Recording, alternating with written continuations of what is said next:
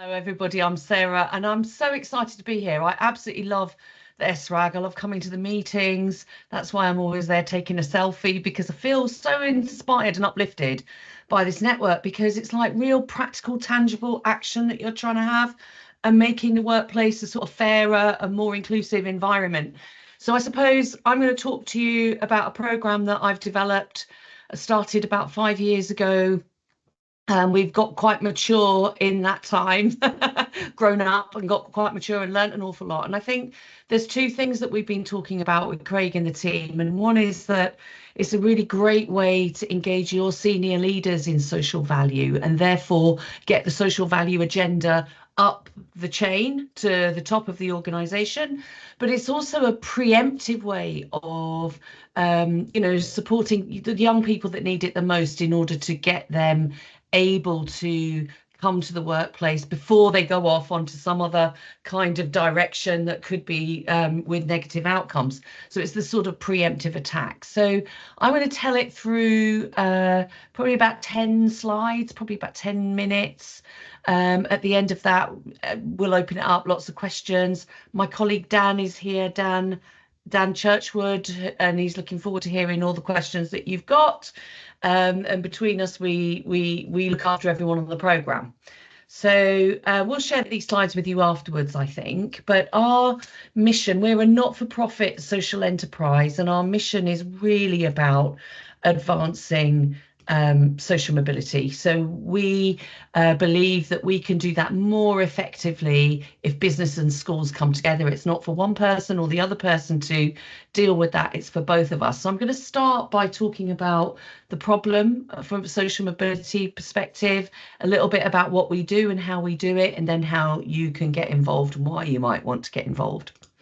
So, I mean, the situation is quite stunning in the UK. I can't get over the fact that 1 in 3 young people live in poverty.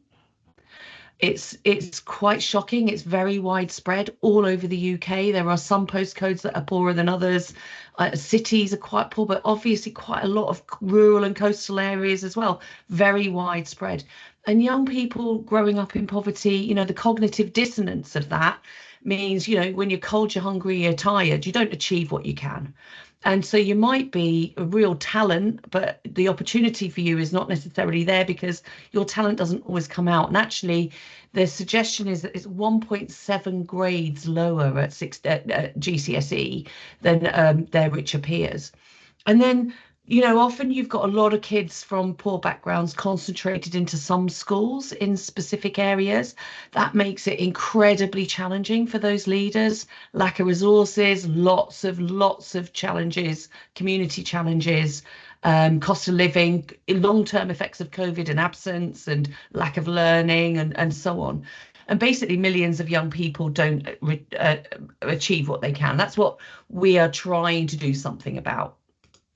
And the evidence that came out last year is incredibly strong that a great school leader delivers 2 grades uplift to every kid in the school. So actually leadership is an incredibly important systemic approach to managing social mobility, or to having a difference in social mobility, bearing in mind that nothing has changed in the 35 years plus that I've been working in education. It's just gone backwards, not forwards. So we need to do something different. So what we do is we create partnerships. We match school leaders, that's head teachers and deputy head teachers, with senior leaders in business, and create these unique peer mentoring partnerships where they're learning from each other and they gain fresh perspectives, enhance those leadership skills, and then ultimately have that impact on social mobility. The programme takes place over 9 months. And we're looking at improving the outcomes in terms of the grades for the kids, but also the opportunities in the workplace as a result. So everybody wins. We only work in schools with at least 30% free school meals. Actually, I think it's 38% our average at the moment, because we know that that's where the schools have the most challenges and where we will have the biggest impact. Because if you improve that leadership, the outcomes for the kids will all improve. So that's what we do. And our theory of change, how we make change happen, is we start off with the connection. So that's our team really gets to know people, really understands how to make a match. We connect you with what we would like to say is a peer, another impressive leader in another sector. You then work together to think about how to improve leadership skills. That might be how to lead your team more effectively, how to influence more widely, how to delegate, all those sorts of great leadership skills that you can share as leaders. There's a lot of similarities because it's all about people. And then ultimately improve those outcomes and become more vocal advocates for young people. So from a school leader's perspective, and we've had quite a lot of them on the programme now, we've got Tamwin talking about it being a game changer. What they love is the support and encouragement without judgment, somebody not coming in with preconceived ideas, somebody that invigorates with skills and understanding, and then they are feeling more engaged. We get really good feedback on that. I think 3 in 4 head teachers that come on the programme say they're now more likely to stay as a leader in a difficult school as a result, because they've kind of re-engaged with the purpose and re-engaged with their passion. But for business leaders, great way to involve your senior leaders in social value projects. They find it a really easy and time effective way to use their skills with impact. We've had hundreds. I mean, we've had 100 leaders from KPMG, for example, directors and partners take part in the program. They absolutely love it. They can't get enough of it. It's such a good way to use your skills and have an impact and learn as well. Great satisfaction. But we also believe that your leaders then bring back that insight as to what the barriers are for young people from lower socioeconomic backgrounds, how you can break some of those barriers down as business. And so eventually that talent pipeline opens up.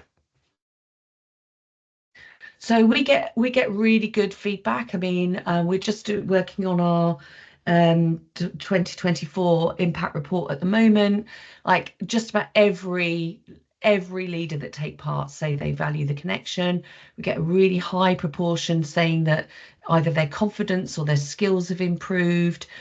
Nearly every business leader says it's an easy and effective way to contribute. Not everyone, because they don't all think it's easy, because it's not always easy, and that's a really good thing to get a bit of challenge as a leader. People find it transformational. They really value the insights.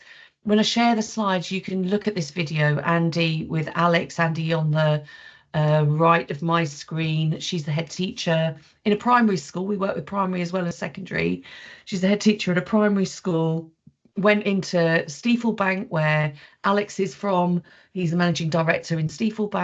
She walked around in there and came out saying, wow, I've got to do something different with my kids so that they know how to fit in there in the future. They were 5 years old, and she got them presenting work to each other differently so that they can hold that space.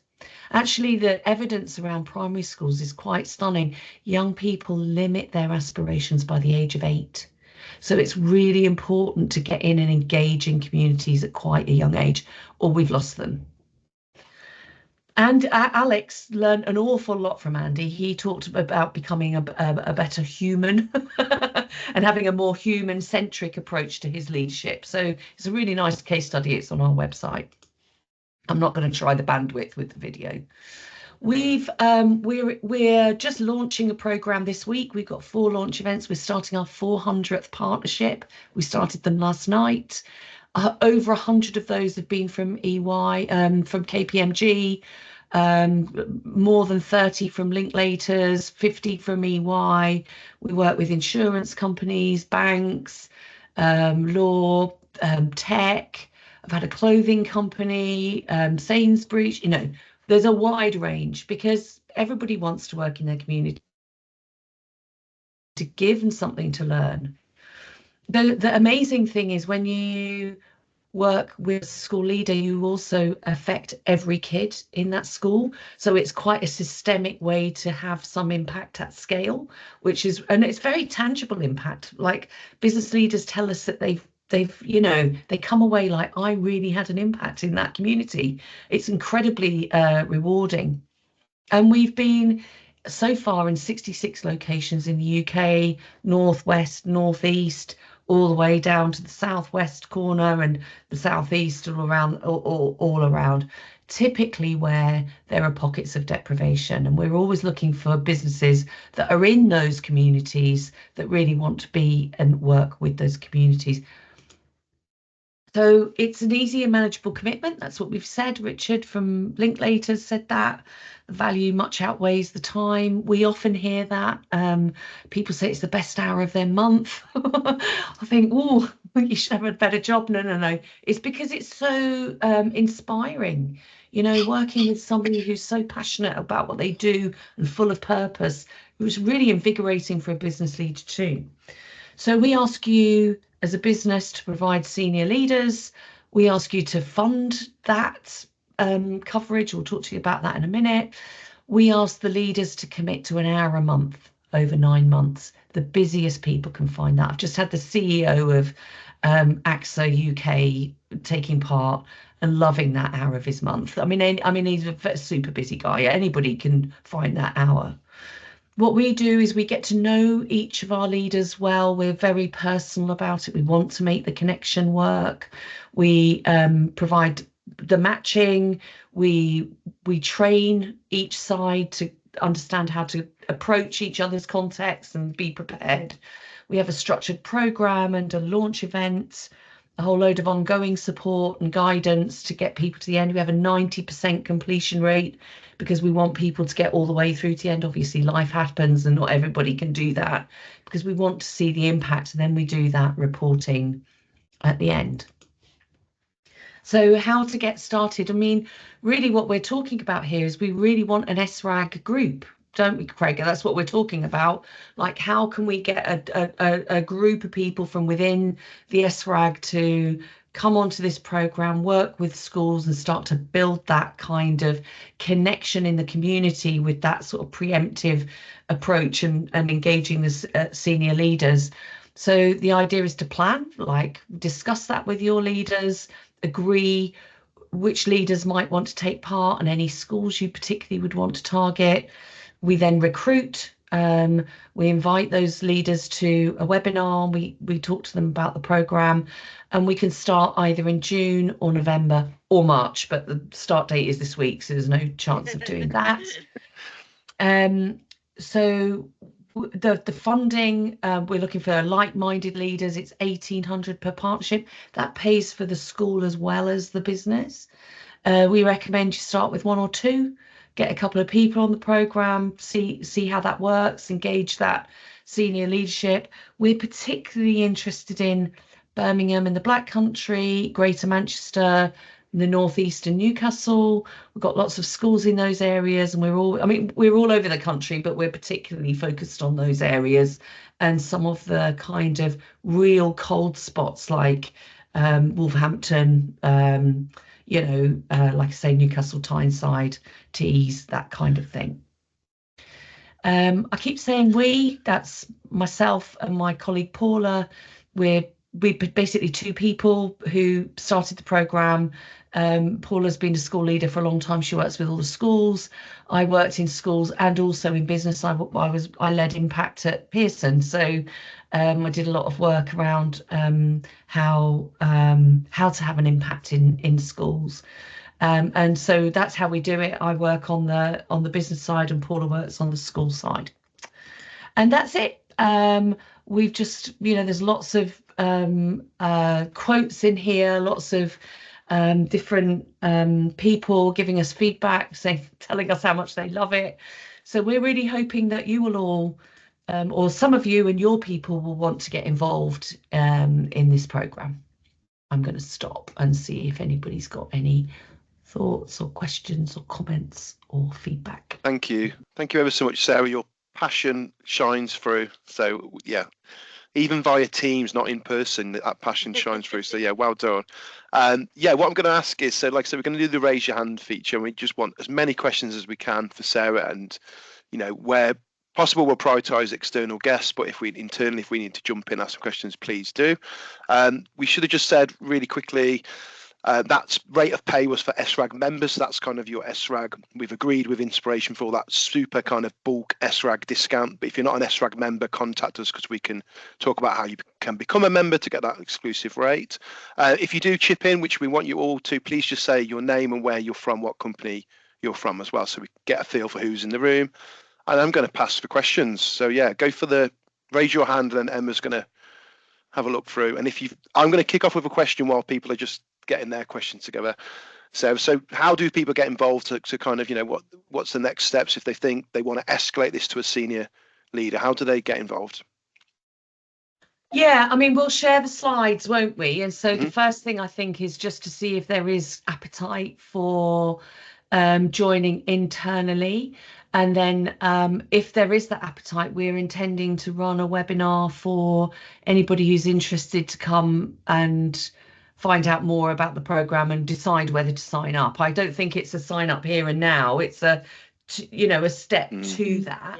I think one of the best ways, if you're interested, what we'll do is we'll send out a QR code to you, but also just email Craig, and we will garner kind of interest from it to get those cohorts together. Because as Sarah and Craig have pointed out, what we'd really love is to be able to put this kind of thing in a SRAG impact statement and have you all kind of promoted in that. We've got a question from, I'm going to pronounce your name wrong, so I really apologise. Kieran, is it Kieran? Yeah, you absolutely nailed it. Yay! Hi, Kieran. Hi, I'm Kieran McCullen from Harlan Wolf Navantia in Belfast. Thank you very much for the presentation. It was great. I wanted to ask you, Sarah, in terms of those pairings between the business leader and the school leader, how does that sort of matching process take place? What's regarded in that, and is it the sort of, I assume it's the needs of the school, whatever they're kind of struggling or challenging with at the time? Yeah, great question. I mean, it's the thing that we spend most of our time on, I would say. Actually, we're really careful about the matching because that connection really matters. So we get to know each of our business leaders who are taking part. So we have a pool of people. Okay, so for example, in June we've got 30 seats on the programme in total. Nearly 20 of them are taken already, so jump in if you want to go in June. And then in November we have 70 seats, right? So we just have different numbers of seats at different times. So we build our pools of people. We get to know you as a person. So we have a one-to-one call. We ask you to complete a form that says, this is my leadership experience. These are the things that I feel I can offer from a menu, and these are the sorts of things I would like to develop. And then we sort of go into a process of connecting those two things together. So we've done that with the school leader, and we've done that with the business leader, and then it's like, who do we think will work well together? And, it depends a little bit on what your stated aims are and what you feel that you bring. And obviously location, because one of the things we want is for you to go into the school, and we want the school to come into you. We find that is often the most visceral part of the experience. When a head teacher goes into a business and they've never been in a corporate environment before, it's really quite eye-opening, and they come away like, oh, with something quite tangible. And because they're the head, they will make that happen in a school. And equally, it's often the thing that our business leaders say, well, wow, it's been 20 years since I was in the school, and they've had a funny experience, and understanding the kind of challenges is very eye-opening. So location is a key thing, but typically a little bit about you, what you're passionate about, what you're interested in, what your company wants to get out of it, the sorts of skills that you feel you can offer and want to build, and the location. We're pretty successful so far. Brilliant. Laura. I really love this. I think it's brilliant, Sarah. So it's really great to hear even more about it from you directly. It's really, I've got a sort of a question and also just a comment as well to echo your point around people moving, so the head teacher going into the business environment and vice versa. My husband teaches in a school, he's head of faculty, and I think in his department half of the teachers are in his department, went to that school, went to uni, and then now come back and work in that school. So that experience of the world of work, and they're educating people and helping them choose options, and from quite a narrow perspective. So I love this kind of idea.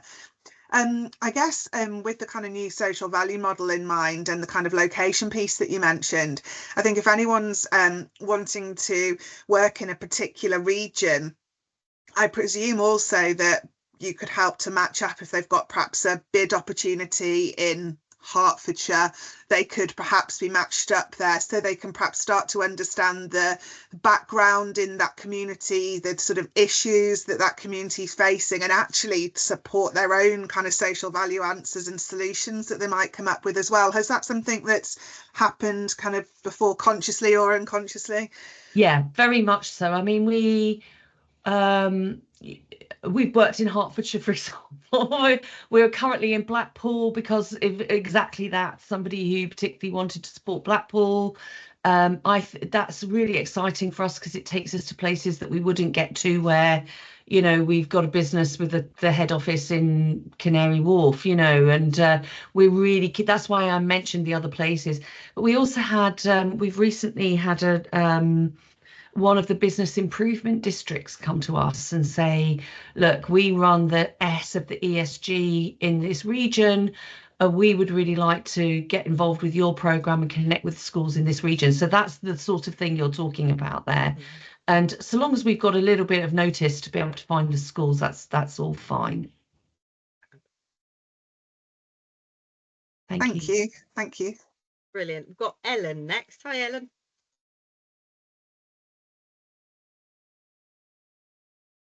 She said she wants a question. She disappeared. She might have frozen because I think Laura froze initially.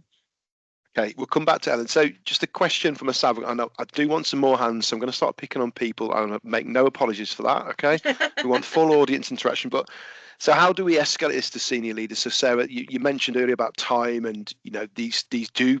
I think of the most senior leaders in organisations I've worked in. They feel like the busiest people in the world. So how do we really because a lot of people on this call, I'd guess, and would be the doers, and these are people that we're going to who are not the doers in the social value world. So how do we really get it on their agenda? Like, how do we say to them, come on, give us this hour a month for 9 months? Yeah, it's a great question. I mean, the experience that we've had so far is people at this level sort of saying, I'm really interested in this. Maybe I'll just put it out there and see what happens. And so we had an example of that with EY, for example, and they said, okay, let's put it out there. We'll go for 6 places. And we had 140 partners come forward for those 6 places. It just captured the imagination, and that tells you something. So I've got a little email that you can send out, if that's helpful to you, along with the flyer and a little video, and just say, look, is anybody interested in this? Should we, and just looking at that and seeing if it sparks the interest, because it often does. And it is that thing that you can, people who are very powerful, you can use your skills and you can have a real impact in your community. And I think it's just one of those things that sparks the imagination, or can do. Yeah. So if you need an email from me, I'm more than happy. I got a sort of blank, a thing that somebody often uses, and you can use that. Thank you. We've got a question from Sarah. Then I'm going to come to a couple of people, like say, in the audience. So brace yourselves. Hi, Sarah. I'm just curious to know a little bit more about what business leaders then feed back to their businesses. You've spoken a little bit about social mobility and about the importance of business leaders understanding the realities of the school world now, but can you offer us any notions of what the impact's been on the business and the people around that leader back in the corporate world? Yeah, I mean, we get that sort of, not so much anecdotally, because we go out specifically for our impact reports. So that's typically the stories that people tell us about their experiences. And a particular example at the moment is an EY partner who said, we need to be more inclusive, and this has helped me open my eyes to what that means. And now I'm going to, particularly look out for people in my team that I can, you know, help and lift up and sponsor as a result of what I've realized, because it's a visceral experience.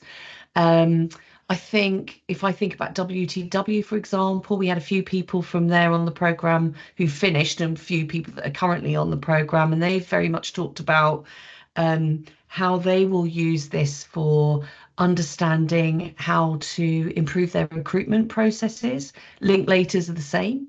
Linklaters were one of the partners there was working with the head of the school in Nigel Farage's constituency, like, what's it called, Clacton. And he shared with him, like, oh, you know, this is how young people come into Linklaters. And this head teacher said, well, you're not getting anybody from here. And he said, oh, really? You know, just that little thing. So he's taken that back, and they've been looking at their recruitment processes and you know, I mean, obviously Magic Circle law firms, it's quite intensively competitive, but still, you know, they've got an apprenticeship route, they've developed all of that sort of thing.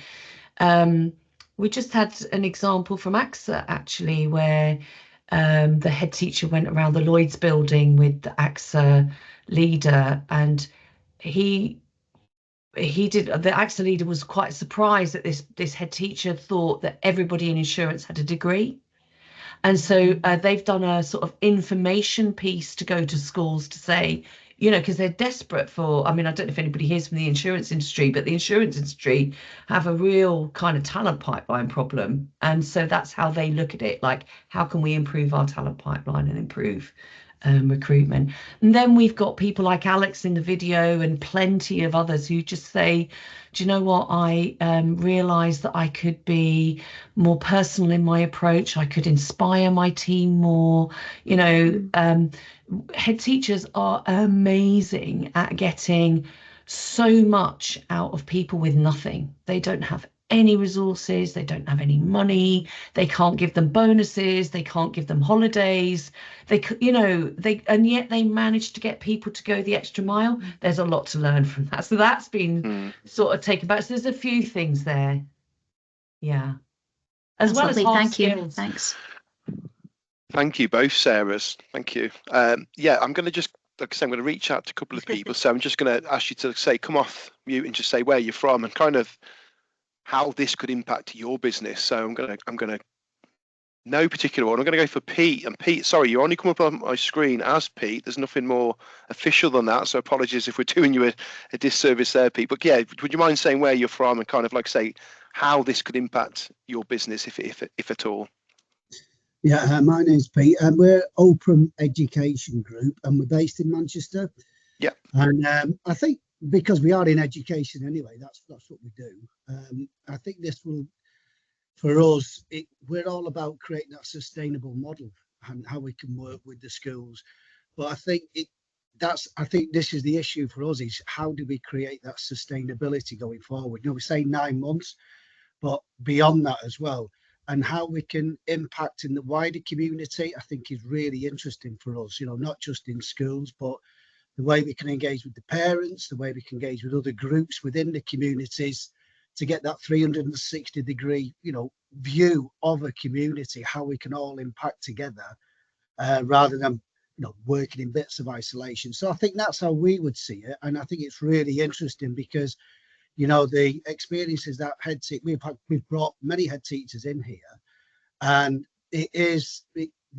we're amazed by how it changes from region to region, what their needs are and how you can support them. So it's just really interesting because the impact this will have on children, and actually how, because I was a head teacher for 16 years, and how this can impact actually on the community, on the curriculum.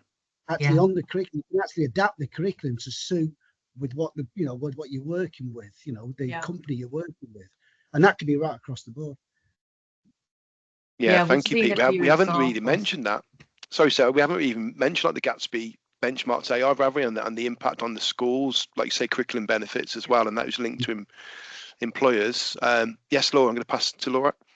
Yeah, just sort of following on the point really around the kind of curriculum piece, that actually, you know, both within a school environment, but also as you move through into college and training providers, we as a group of individuals, and certainly as the SRAG, have the opportunity to influence curriculum. So we're going to, one of our face-to-face events is going to be in July, hosted by Bedford College Group, and they've been really instrumental in actually getting a social value qualification that will be available for their learners. So I think, you know, education, skills, upskilling is absolutely something that we can do, be that at school, college or training provider level. So I guess just as a opportunity, if anybody's interested in understanding more about the kind of online social value training that could be used for all of your staff to help with kind of understanding and awareness, please do reach out, because we are looking for people to be able to kind of input into what that looks like and help us shape it. So if you think it would be of value, please do drop myself or Craig or a note in the chat, whatever is the contact details you've got for us. Well, I'm going to pick on two more people, then we will start to wrap things up ahead of our 2 o'clock meeting. So Lindsay, I'm coming to you. I've already picked on you once. I'm going to pick on you again. Sorry, Lindsay. So again, where are you from? And so that's Lindsay Pateman, how this could potentially support your business, or how you could support. Yeah, of course. So hi, I'm Lindsay Pateman and I'm from Churchill Group. So we're an FM business. I think for us, and sorry to take kind of a bit of a commercial steer around it, but by nature of what we do is we do lots of cleaning within education and sort of schools and colleges. So I think there's an opportunity for us to look at this in terms of how our partnership with those schools can extend beyond cleaning, and starting to look more about what we're doing within those schools on top of that too. So it would be good, Sarah, if we could just understand a bit more about how we do start to engage our leaders around it. I think that's the bit that we may just need some support in, but yeah, I think that's kind of where I'm kind of thinking about it, is that we do clean a lot of schools and colleges, and this is an opportunity to extend those services beyond that. Yeah, and brilliant. great to answer, any new business opportunities, or you know, to be able to have that as an added value is a really new thing and innovative to add. That sounds great. Yeah, just to echo, what a brilliant example, of that real bigger picture thinking, isn't it? I think that's a brilliant example. Right, like I say, one more person I'm going to pick on, and I'm going to come to you if your camera is on. So Charlotte McDonald. Charlotte, hello, Charlotte. Where are you from, and how may this support your business, or likewise, how could you potentially support? I got you there. Oh, Charlotte, I can't hear you, Charlotte. You're not showing to be on mute. No, I don't know what's going on. We've got some tech gremlins. Charlotte's from Churchill as well, though. Yeah. Oh, from Churchill. Sorry, Charlotte. Yeah, so you've escaped there with a tech gremlin. Yeah, we'll let you off. So I'm going to go to Rachel Roberts. Rachel. Hi there. Hello. I'm Rachel. I'm from the Bedford College Group. I actually work in the employer partnerships side, and I think this has been really fantastic, really inspirational. So it's great to hear about it. But I was just curious, really, because from in terms of sort of the relationship management and so on that we do, sometimes one of the harder things for us can be getting in front of the right person. And having worked in a school previously, I wondered how easy or difficult you find it to engage the head teachers to begin with, or do they just bite your hand off, or do you find it initially difficult to get into schools? Well, there's a bit of a depends in there. I mean, we actually work with either multi-academy trusts or local authorities and the school improvement partners. We are typically adopted by a local authority or a multi-academy trust as part of their leadership development package. They recognise the need to develop and retain leaders. The longer a leader stays in, 2 head teachers here already, you know, longer a teacher stays in their role, head teacher stays in the role, the better the impact is for young people. So keeping them is really important, and it's a very, very tough job.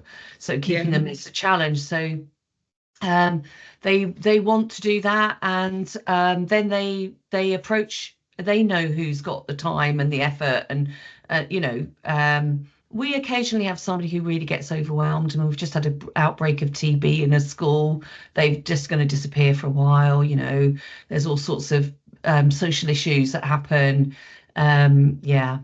But it is really interesting picking up on all of those points there, the way in which when you work with a head teacher, you can affect anything in the school. You can create anything, you can co-create a program. We've had plenty of examples of that as well, where we've had entrepreneurship programs going on, where we've had kids going in.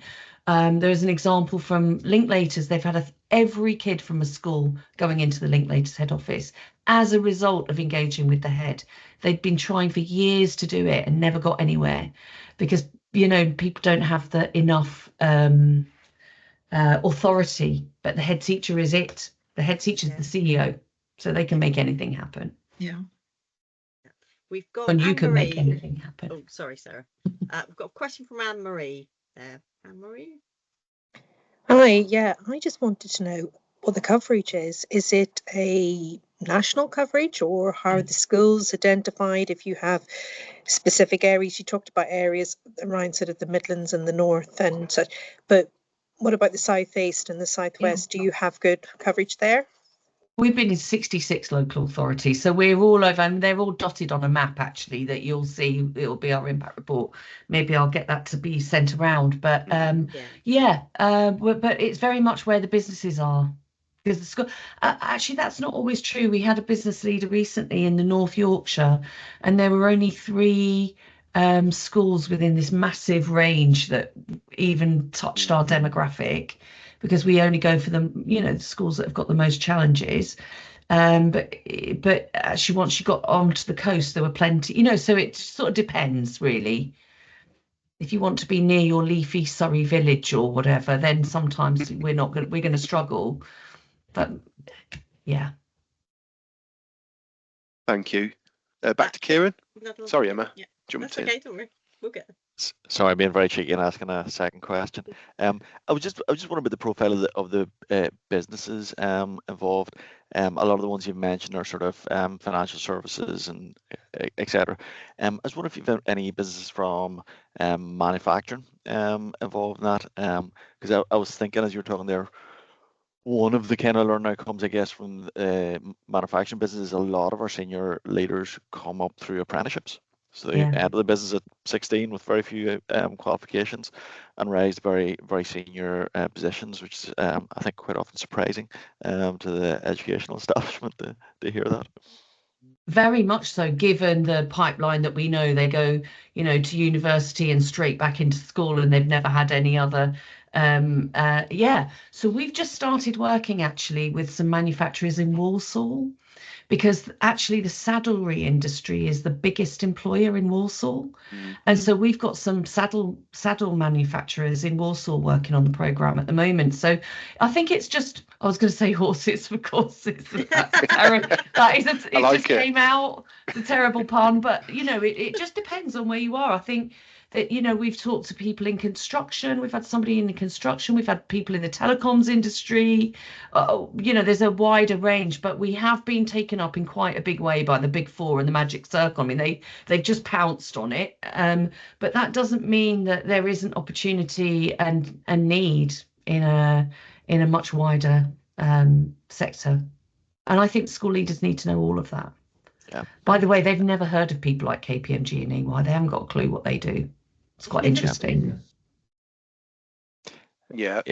Thank you, Kira.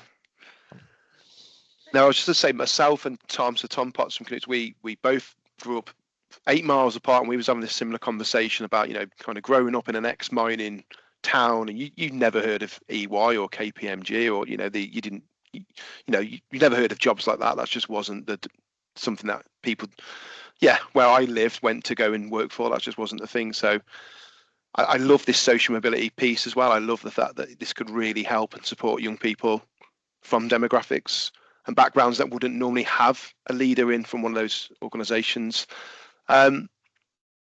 Yes, Laura, go for it. It's you. I'm polite. I keep asking questions. I know, the hand is up. I was just thinking, Sarah, whether it would be helpful at all if we ever had one of these lunch and learns for your group of head teachers, if it would be helpful, where we've got individuals from different organisations that could perhaps help to enrich your programme at all. It could be that we can jump on a virtual call. It could be perhaps an hour of your programme where we're able to kind of help support, lean in, perhaps give some other ideas or views from different sort of sectors. Just a thought, offering sort of the sort of thread, but happy to sort of pick up on another call and talk that through if it would be of use.